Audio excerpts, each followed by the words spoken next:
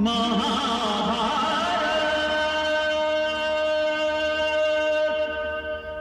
आपके पौत्र भीमपुत्र घटोत्कच के वध पर शोक प्रकट करता हूं महाराज। शोक तो ठीक है संजय, किंतु दुर्योधन ने यह बड़ी ही मूर्खता का प्रदर्शन किया है। देवेंद्र की दी हुई अचूक शक्ति उसने घटोत्कच पर चलवा दी। उसका प्रयोग तो वासुदेव वध या अर्जुन वध के लिए होना चाहिए था। यदि इन दोनों में से कोई एक भी वीर गति को प्राप्त हो जाए तो मेरे दुर्योधन की विजय में कोई संदेह ही नहीं रह जाता।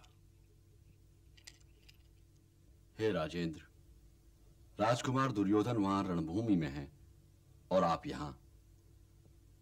उन्होंने इसी को उचित जाना होगा कि घटोत्कच को सामने से हटा दिया जाए, क्योंकि स्वयं आचार्य द्रोण उसके आगे विवश दिखाई दे रहे थे और उनकी विवशता सेना के उत्साह के लिए भारी पड़ रही थी।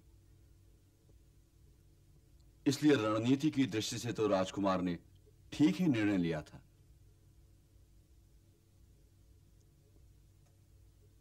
और मैं देख रहा हूं महाराज कि घटोत्कच के सामने से हटते ही आचार्य बाढ़ पर आई हुई नदी की भांति लग रहे हैं, जो किसी के रोके नहीं रुक रही। पांडव सेना को भागने का मार्ग नहीं मिल रहा। सेना की ये दशा देखकर विराट नरेश आचार्य की ओर जा रहे हैं।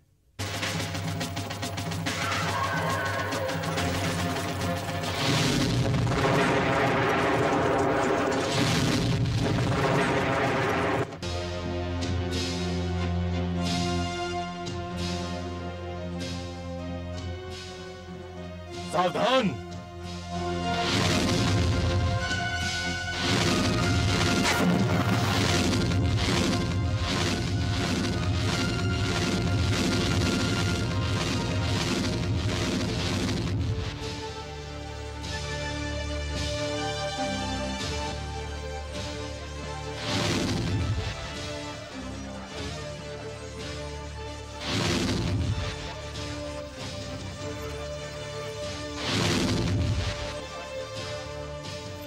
विराट नरेश की ओर ले चलो सारथी।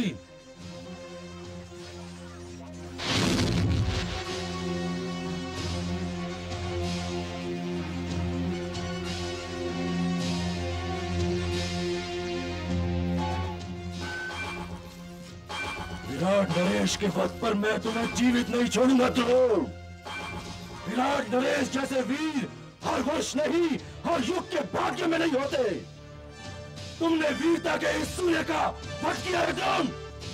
यदि तुम मेरे रथ के सामने से अपना रथ हटाकर ना ले गए मित्र, तो मुझे वीरता के एक और सूर्य के अस्त का कारण बनना पड़ेगा। हे मित्र, ये हमारी अंतिम भेंट है। आओ एक दूसरे को प्रणाम करते हैं।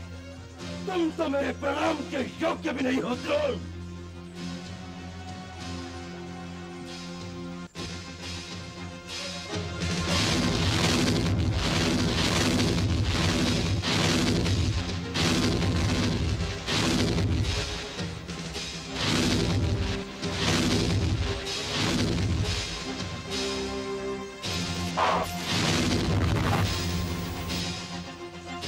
आगे बढ़ो।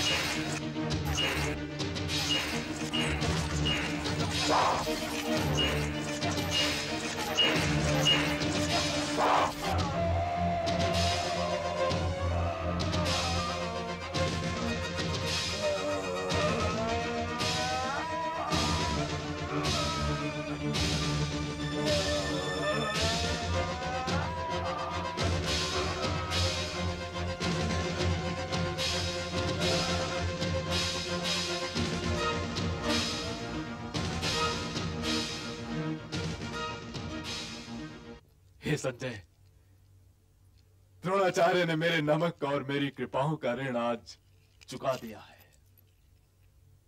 एक ही दिन में विराट नरेश और द्रुपद के वध मेरे दुर्योधन के लिए अति शुभ हैं। अब यदि वे केवल एक वासुदेव को दुर्योधन के मार्ग से हटा दें तो मेरे पुत्र का भविष्य सुरक्षित हो जाए। अपने 98 पुत्रों की मृत्यु पर रोने वाला ये वृद्ध पिता आज प्रसन्न है संजय, सचमुच प्रसन्न है। देखो अब वे किसका वध कर रहे हैं।